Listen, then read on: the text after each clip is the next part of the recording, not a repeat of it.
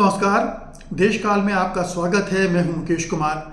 दोस्तों, प्रधानमंत्री नरेंद्र मोदी ने एक ऐसी घोषणा की है जो उनके झूठ को भी पर्दाफाश करती है और साथ ही ये बताती है कि हमारे प्रधानमंत्री किस तरह से सार्वजनिक जीवन में दोहरे मापदंड अपनाते हैं। एक मापदंड वो अपने लिए और अपनी सरकार के लिए रखते हैं और दूसरा मापदंड विपक्षी दलों और उनके नेताओं के लिए रखते हैं।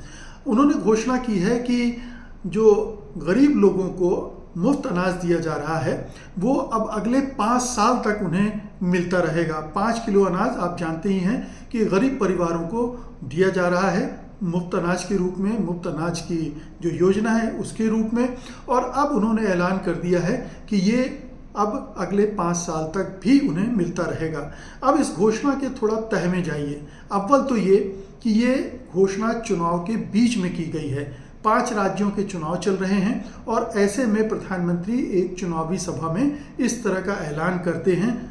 जाहिर है कि ये आचार संहिता का घनघोर उल्लंघन है। कहने को तो ये घोषणा केंद्र सरकार की तरफ से हुई है, लेकिन चुनाव के मौसम में हुई है, चुनाव चल रहे हैं, चुनावी रैली में वो ये घोषणा कर रहे हैं, तो साफ तौर पर ये चुनाव आचार संहिता का उल्लंघन है। हालांकि हमारा चुनाव आयोग, जिसे अब लोग केंचुआ कहते हैं, वो इस पर इसका नोटिस नहीं लेगा, इसका संज्ञान नहीं लेगा और प्रधानमंत्री को रोकेगा भी नहीं और इस योजना पर सवाल भी खड़े नहीं करेगा।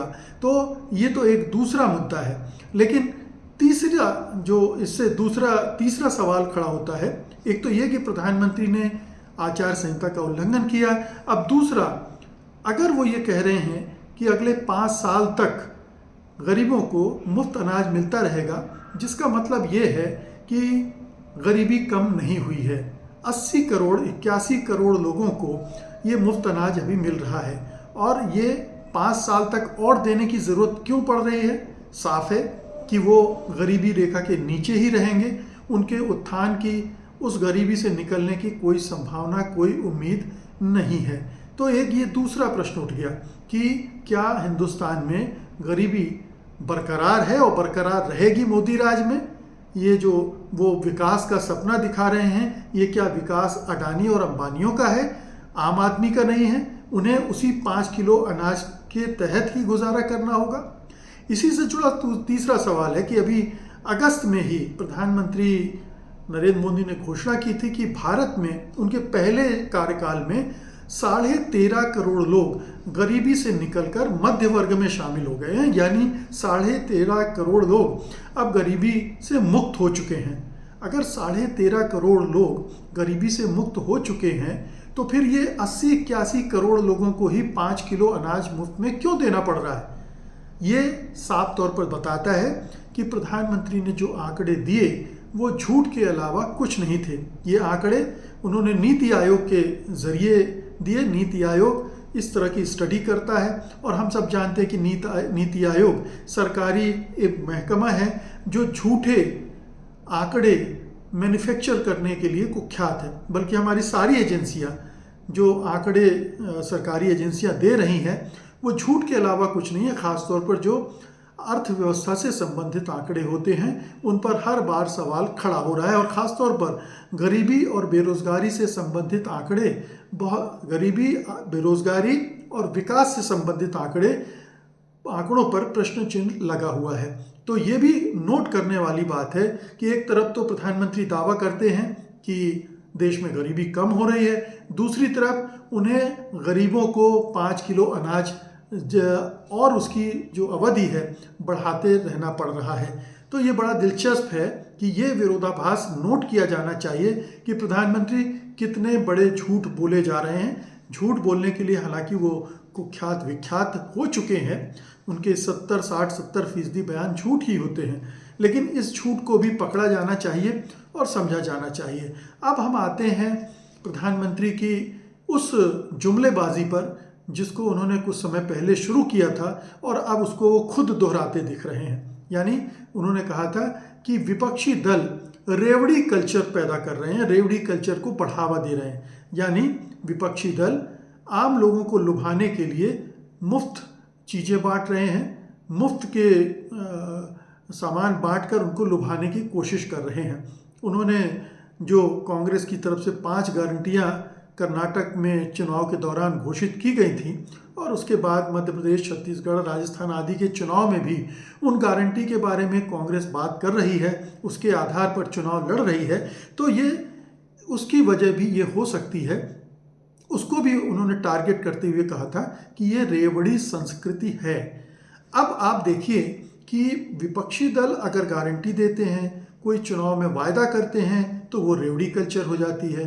और प्रधानमंत्री 5 किलो अनाज मुफ्त देने का ऐलान करते हैं 5 साल तक, तब वो रेवड़ी कल्चर में नहीं आता है। हम भी मानते हैं कि गरीबों को जो उन्हें सपोर्ट मिलना चाहिए या उनका जीवन चले, इसकी व्यवस्था होना चाहिए और उन्हें अनाज तब तक जब तक वे गरीबी से नहीं निकलते हैं, क्योंकि अगर वो कुपोषण के शिकार होंगे तो जाहिर है कि हमारी अर्थव्यवस्था पर बोझ और बढ़ेगा।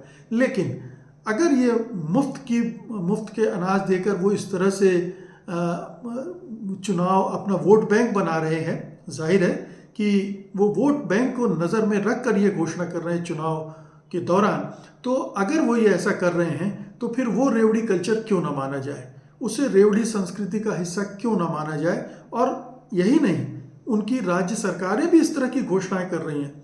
मसलन आप देखिए कि मध्य प्रदेश के चुनाव में शिवराज सिंह चौहान लाडली बहना योजना के नाम पर लगातार घोषणाएं करते रहे हैं। महिला वोटों को लुभाने के लिए उन्होंने ये घोषणा की। अब ये भी एक तरह से रेवड़ी कल्चर माना जाना चाहिए अगर प्रधानमंत्री की भाषा और उनकी जुमलेबाजी की कसौटी मानी जाए, तो ये भी एक तरह का रेवड़ी कल्चर है। लेकिन जब हम करेंगे तो ये रेवड़ी कल्चर नहीं है, अपोजिशन करेगा तो रेवड़ी कल्चर होगी। यानी दूसरे करें तो वो कहते हैं ना कि हमारा पाप नहीं है, आपने कुछ भी किया वो पाप हो जाएगा। तो विपक्षी दलों को टारगेट करते हुए उन्होंने रेवड़ी कल्चर कहा था और वो खुद ये सब कर रहे हैं, तो ये रेवड़ी कल्चर नहीं मान रहे। अब आखिरी बात, क्या प्रधानमंत्री घबरा गए हैं कांग्रेस की 5 गारंटियों से? क्या प्रधानमंत्री को डर लग, और क्या इस तरह की घोषणाओं की अब बाढ़ आने वाली है? और भी बहुत सारी इस तरह की घोषणाएं प्रधानमंत्री अगले 3, 4, 5 महीने में करेंगे जब तक कि चुनाव की घोषणा नहीं हो जाती। साफ है ऐसी घोषणाएं अभी और होने वाली हैं और वो से रेवड़ी कल्चर वो नहीं कहेंगे और अपने को एक उदार चेहरा दिखाने की कोशिश करेंगे। ये दिखाने की कोशिश करेंगे कि उनकी सरकार कितनी गरीबों की हमदर्द है, उनका कितना ख्याल रखती है, उनके लिए क्या क्या कर रही है। जबकि हकीकत ये है कि ये उन्हें लुभाने की कोशिश है, उन्हें बरगलाने की कोशिश है और अपना वोट बैंक बढ़ाने की कोशिश है, जो उसने 10 साल में एक निर्मम क्रूड चेहरा हासिल किया है। चाहे वो नोटबंदी से हो, चाहे जीएसटी से हो, चाहे छोटे उद्योगों को तबाह करने से हो, चाहे कोरोना के दौरान गरीबों को राहत न देने से हो। ये तमाम तरह की जो हरकतें उनकी सरकार ने बार बार की हैं, उन पर पर्दा डालने की हो और अडानी अंबानी को जो इफरात में रियायतें दी गई हैं, लुटाई गई हैं, मैं कहूँगा, उन पर पर्दा डालने की कोशिश है ताकि आप उस तरफ ध्यान न दें। आपको 5 किलो अनाज मिल रहा है, आप ये खाएं और हमारे गुण गाएं। बहुत बहुत शुक्रिया आपका, आपने इस रिपोर्ट को देखा। धन्यवाद, नमस्कार।